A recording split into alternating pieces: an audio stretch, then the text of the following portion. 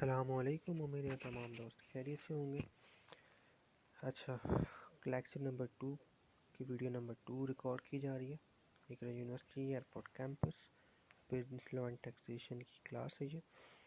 अच्छा, हमने लास्ट में एक केस डिस्कस किया था मिस्टर आरिफ का, जो कि किस में आ रहा था, जिसमें हम नॉर्मली कार की कन्वेनियंस, सर्वेंट, डोमेस्टिक असिस्टेंस वगैरह डिस्कस कर चुके थे। तो अब हमारे पे एक नया कॉन्सेप्ट आ रहा है, वो है प्रोविडेंट फंड।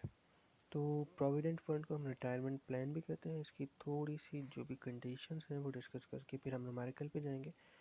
तो भाई प्रोविडेंट फंड ये होता है कि भाई एक बंदा जो भी काम कर रहा है वो प्लस में जो कंपनी है वो दोनों मिलकर एक फंड में कंट्रीब्यूट करते हैं, और आखिर में उस पर इंटरेस्ट भी लगता रहता है। जो आखिर में जो फंड बनता है वो उस काम करने वाले को, एम्प्लॉयर को दे दिया जाता है। ठीक है, तो उसमें अब कंडीशन हमारे पास क्या है कि जो कंट्रीब्यूशन है उसमें क्या है कि employ contribution is exempt up to 10% of basic salary. अच्छा, कंपनी, अच्छा दो, जो कंट्रीब्यूशन मैं कर रहा हूँ एज अ वर्कर, वो तो मेरी अपनी पर्सनल इन्वेस्टमेंट है, वो मैं कहीं से इंजॉय नहीं कर रहा कंपनी की तरफ से, तो उस पर तो बहरहाल कोई भी हमें टैक्स नहीं लगाया जा सकता। लेकिन जो चीज़ कंपनी वाले कंट्रीब्यूट कर रहे हैं उस पे ज़रूर टैक्स लग सकता है, तो उस पे भी हमें गवर्नमेंट ने 10% की एग्जम्पशन दे दी है बेसिक सैलरी की। या फिर दूसरा क्या है कि 1,50,000 तक की एक हद दे दी है। इन दोनों में से जो चीज़ लोअर होगी वो हमने टैक्स में ऐड करनी है। ठीक है, फिर हमारे पास है कि इंटरेस्ट के हवाले से कंडीशन ये है कि interest credited on PF is exempt up to 16% of total amount, जबकि 1/3 ऑफ बेसिक सैलरी। अच्छा, एग्जांपल के तौर पर अगर हमारे पास टोटल इंटरेस्ट बन रहा है 1 लाख, तो अब ये क्या है कि या तो 16% ऑफ टोटल अमाउंट जो भी प्रोविडेंट फंड होगा उसका 16% उठाओ, या फिर बेसिक सैलरी का तीसरा उठाओ। इन दोनों को कंपेयर करेंगे, इनमें से जो हायर होगा हमने वो इंक्लूड कर देना है। तो बहरहाल मज़ीद जो है क्वेश्चन से हमें अंदाज़ा हो जाएगा। जमाल है, एक कंपनी में काम करता है, उसकी मंथली सैलरी है 40,000।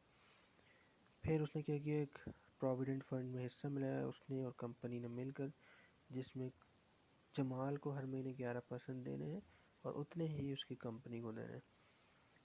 ठीक है, अब हमें ये निकालना है, ईयर वगैरह कुछ नहीं बताया गया, तो हम सपोज करते हैं 2000 एंड एक्स लगा दिया मैंने, मिस्टर जमाल, फिर कैपिटेशन ऑफ सैलरी इनकम। अच्छा, सैलरी 40,000 आ रही है, हम सपोज कर रहे हैं कि पूरा टैक्स ईयर ही है जिसमें उसने 40,000 सैलरी उठाई है, तो ये हो गई 4,80,000। पूछा हमसे सिर्फ, क्योंकि इस कंडीशन पे पूछ रहे हैं प्रोविडेंट फंड, तो भाई कंट्रीब्यूशन हमारी कितनी है, और सॉरी कंपनी की तरफ से कितनी है, 11%। तो 480 का 11% हमने निकाला, तो वो कितना बन रहा है, 52,800।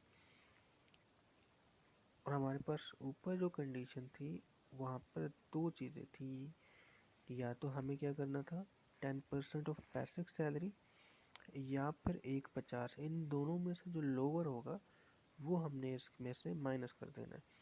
तो भाई 10% ऑफ बेसिक सैलरी आ रहा है 480, 48,000 सॉरी, एंड वो जो हमारे पास है वो कितना आ रहा है, 1.5 लाख आ रहा है।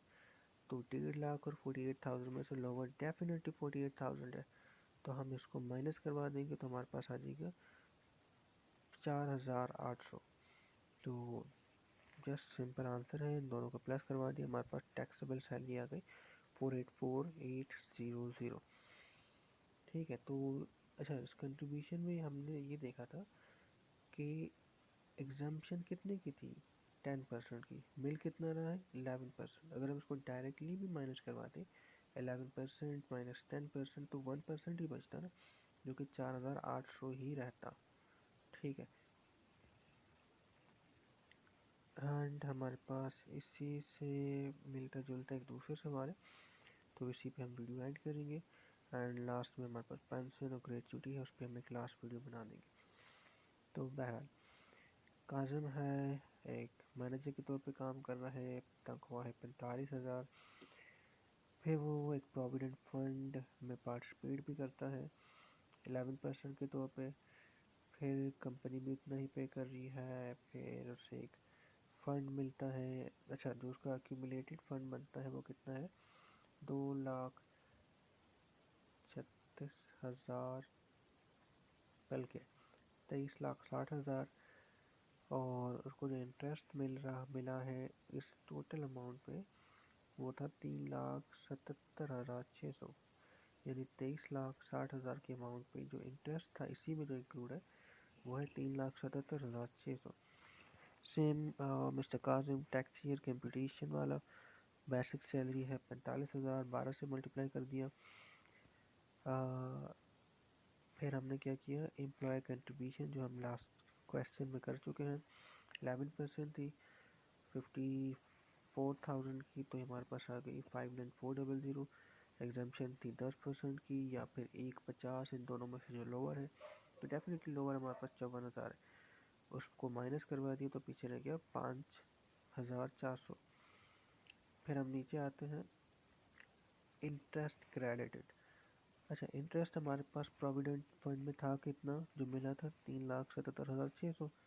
एग्जाम्पशन हमारे पास अब या तो 16% थी of that total provident fund, या तो हमारे पास थी 1/3 ऑफ बेसिक सैलरी, इनमें से जो भी हायर होगा।